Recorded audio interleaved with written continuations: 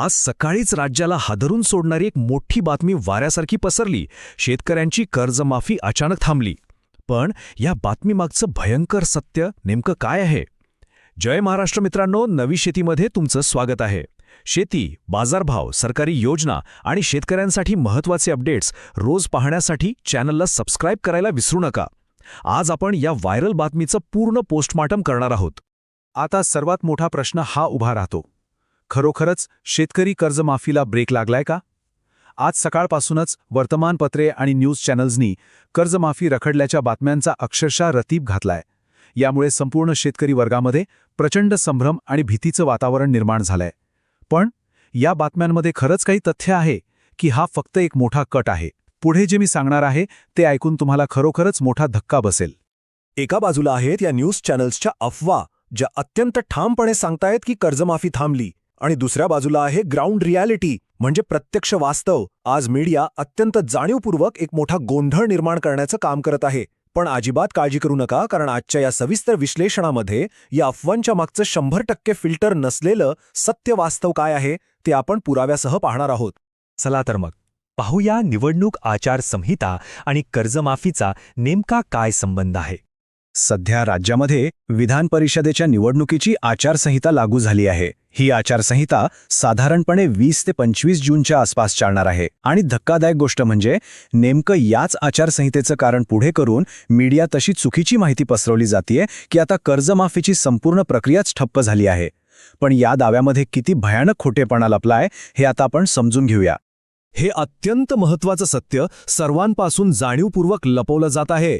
शेतकरी कर्जमाफीचा आणि या आचारसंहितेचा अर्थातही काडीचाही संबंध नाही. होय, तुम्ही अगदी बरोबर ऐकलत. आचारसंहितेचं कारण सांगून कर्जमाफी रखडल्याची जी बातमी चालवली जाते ती पूर्णपणे निराधार आहे.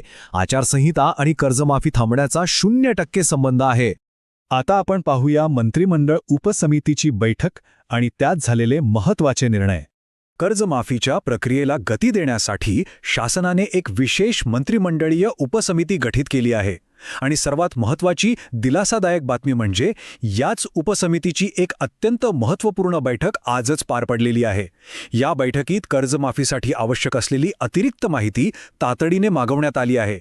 याचा स्पष्ट अर्थ असा होतो की सरकारची कर्जमाफीची प्रक्रिया अत्यंत वेगाने सुरू आहे. ती कुठेही अजिबात थांबलेली नाही. 30 जून 2026 ही तारीख कायम लक्षात ठेवा. राज्याच्या मुख्यमंत्र्यांच्या माध्यमातून वारंवार आणि अतिशय स्पष्ट शब्दांत ही ग्वाही देण्यात आली आहे की 30 जून 2026 पूर्वीच शेतकऱ्यांची संपूर्ण कर्जमाफी 100% पूर्ण केली जाणार आहे. हे शासनाचे अधिकृत आश्वासन आहे आणि त्यावर प्रशासकीय काम अतिशय वेगाने सुरू आहे. पण मग ही प्रक्रिया नेमकी कशी चालते? पुढे काय होणार आहे ते समजून घेणं खूप गरजेचं आहे. शासनाची ही कर्जमाफीची प्रक्रिया नेमकी कशी चालते ते आपण थोडक्यात समजून घेऊया. सगळ्यात आधी शासन अधिकृत GR म्हणजेच शासन निर्णय काढेल. त्यानंतर येतो सर्वात महत्त्वाचा टप्पा. कर्जमाफीची ही हजारो कोटींची रक्कम थेट बँकांमध्ये जमा केली जाते. ती रक्कम शेतकऱ्यांच्या हातात रोख स्वरूपात दिली जात नाही, तर बँकांमधील शेतकऱ्यांची जी थकीत कर्ज खाती आहेत ती परस्पर थेट क्लिअर केली जातात. आणि हाच तो सर्वात महत्त्वाचा तांत्रिक मुद्दा आहे. DBT म्हणजेच डायरेक्ट बेनिफिट ट्रान्सफर. याचा अर्थ लाभार्थ्याच्या वैयक्तिक खात्यात थेट पैसे जमा करणे.